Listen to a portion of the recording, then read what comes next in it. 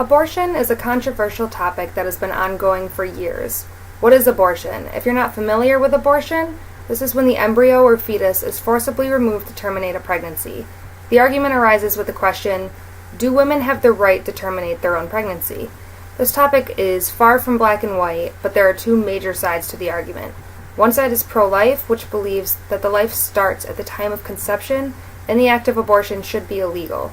The other side of this argument is pro-choice, which typically they say that women have the right to their own body and should legally be allowed to terminate their pregnancy. Through my own personal experience and research, I believe that keeping abortion legal will save more lives than banning abortion. Looking at this logically, abortion will never fully end, whether it's legal or not. If a woman wants to end a pregnancy, she will find a way. Women lose their lives due to unsafe abortions every year. On top of that, there are many children who lose their lives by the hand of their parents every year. If we ban abortion, more women are going to seek unsafe abortions or end up giving birth to a child that they never wanted. It doesn't sound like a nice thing to say, but unfortunately that is our reality. If you asked me a year ago where I stood regarding abortion, I would have without hesitation said I was pro-life. However, my opinion has changed on this after working as an in-home daycare provider. I've had quite a few foster kids come through my daycare now. There's one child in particular, I'll call John for this story. John was a 3-year-old boy who came into my daycare. He had a very long history of abuse. He had a sister who lost her life due to the abuse of a family member. And while I'm glad that John is alive and able to be here, it made me start thinking, how many children are abused by their parents? How many children lose their lives every year by the hands of those who were supposed to protect them? According to the Children's Bureau for 2017 calendar year, there was roughly 443,000 children in the foster care system and 269,690 who entered foster care.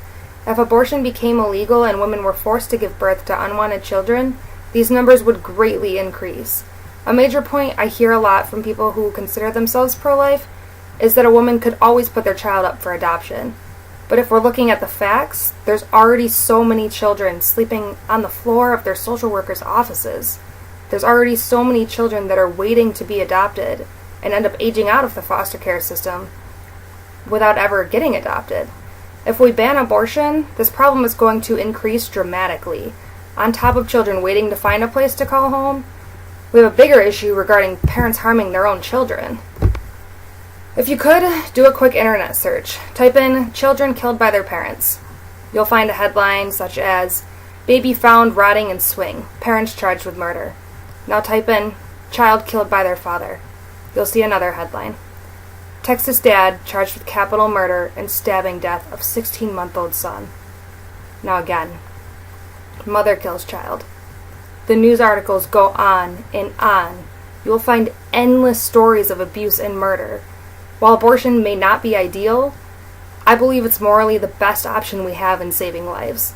Looking at the statistics, would it be fair to force women to have babies that they don't want? I don't think that's fair to the mother or the child. Parents are supposed to love their children unconditionally, and forcing women to carry to term is only going to increase the number of children who are abused by the people meant to protect them in this world. I would much rather an embryo or fetus be aborted at 12 weeks than have that baby born into a family where he or she wasn't wanted.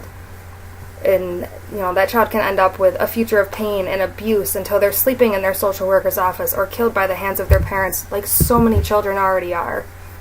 Legal abortion doesn't only stop potential abuse and murders, but it's also saving the lives of many women.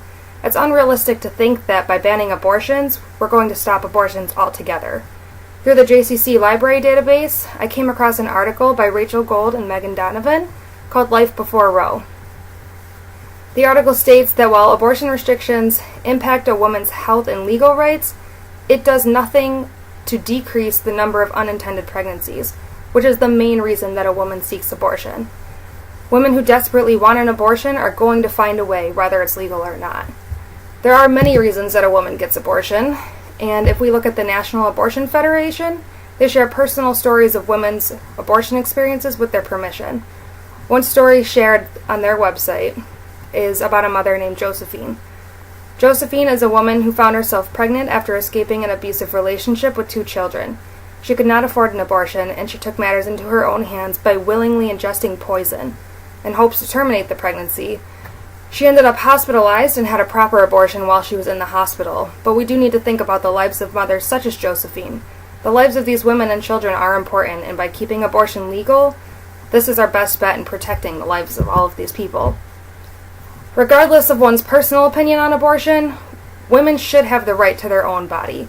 Not everyone agrees on everything, alcohol consumption, tattoos. However, what a woman, or person in general, I should say, chooses to do with their body is ultimately their decision.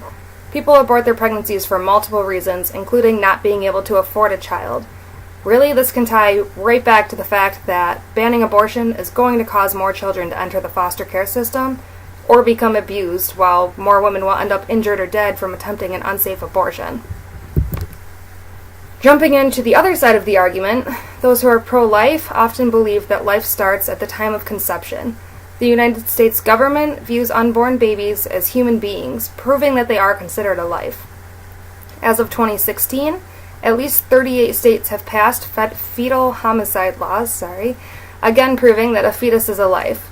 Looking back on the famous court case Roe v. Wade, Jane Roe, who then fought to legalize abortion and was a huge part of this case, obviously, she later became a pro-life activist in 1995, which kind of makes you question it, since she's the one who made abortion legal and then took back her statements and decided she was pro-life.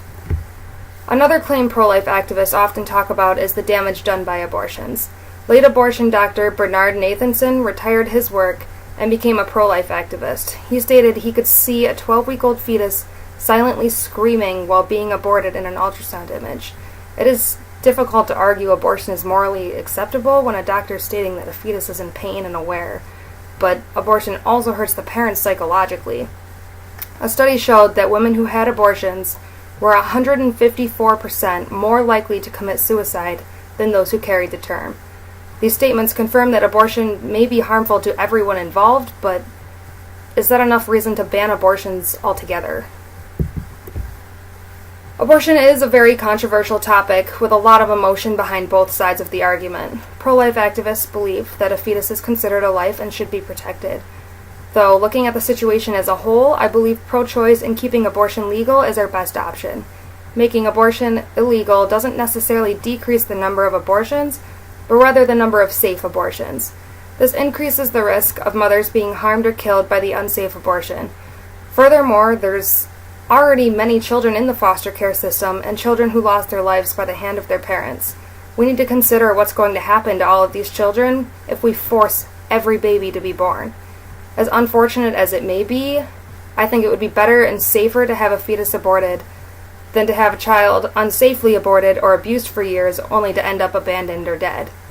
Pro-life and pro-choice both have valid arguments, but when we look at this situation realistically, pro-choice and allowing legal abortions will save more lives. Thank you.